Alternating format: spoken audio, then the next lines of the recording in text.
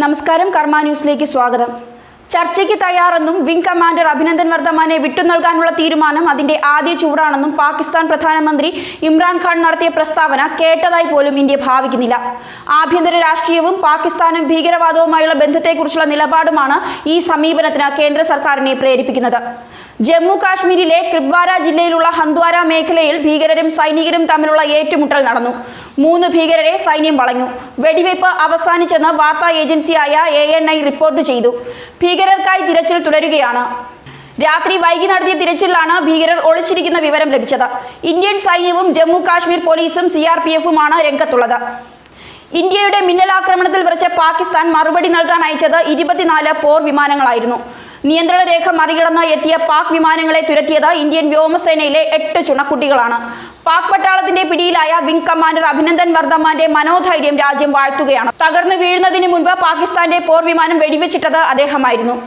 8 F-16, 4 Miraj 3, 4 Chinese നിർമ്മിത JF-14 thunder വിമാനങ്ങളാണ് പാക് ആക്രമണത്തിന് മുൻനിരയിലുണ്ടായിരുന്നത്.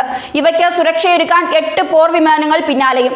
ബുധനാഴ്ച രാവിലെ 9:45 നിയന്ത്രണ രേഖയ്ക്ക് 10 കിലോമീറ്റർ അടുത്തുവരെയുള്ള പാക് വിമാന വ്യൂഹം ഇന്ത്യയുടെ കണ്ണിൽപ്പെട്ടു. ഇവയിൽ ചിലത് നിയന്ത്രണ രേഖ കടന്നപ്പോഴേക്കും വ്യോമസേനയുടെ 4 സുഖോയ് 30, 4 മിറാജ് 2000, 2 MiG-21 ബൈസൽ വിമാനങ്ങൾ ആകാശത്ത് പ്രതിരോധമൊരുക്കി. നിയന്ത്രണ രേഖയ്ക്കരികെ ബോംബ് വർഷിച്ച് തിരികെ പാഞ്ഞ F-16 വിമാനങ്ങളിലൊന്നിനെ അഭിനന്ദിന്റെ ബൈസൺ ലക്ഷ്യമിട്ടു. പിന്നാലെ പാനുള്ള ആകാശപോരിൽ അഭിനന്ദിന്റെ R-73 ആകാശ മിസൈൽ ലക്ഷ്യം കണ്ടു. പാക് വിമാനങ്ങളിൽ നിന്ന് തൊടുത്ത 2 അംറാം മിസൈലുകളാണ് അഭിനന്ദന്റെ വിമാനത്തിലും തറച്ചത്.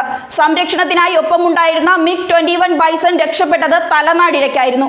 തീ പിടിച്ച വിമാനത്തിൽ നിന്ന് പാരച്യൂട്ടിൽ രക്ഷപ്പെട്ട അഭിനന്ദൻ വീണത് പാക് അധിനിവേശ കാശ്മീരിൽ.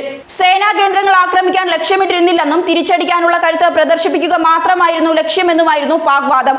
പോർ വിമാനങ്ങൾ ജനവാസമോ സേനാ കേന്ദ്രമോ ഇല്ലാത്ത സ്ഥലത്ത് ബോംബിട്ടത് അത് വ്യക്തമാക്കുന്നുണ്ടെന്നും പാക് അവകാശപ്പെടുന്നുണ്ട്. നിയന്ത്രണ രേഖ കടന്ന പാക് വിമാനങ്ങളെ ഇന്ത്യൻ വ്യോമസേന കൃത്യമായി നേരിട്ടു. ആക്രമണ ശ്രമം തകർക്കുകയും ചെയ്തു. ന്യൂസ് ഡെസ്ക് കർമ്മ ന്യൂസ്.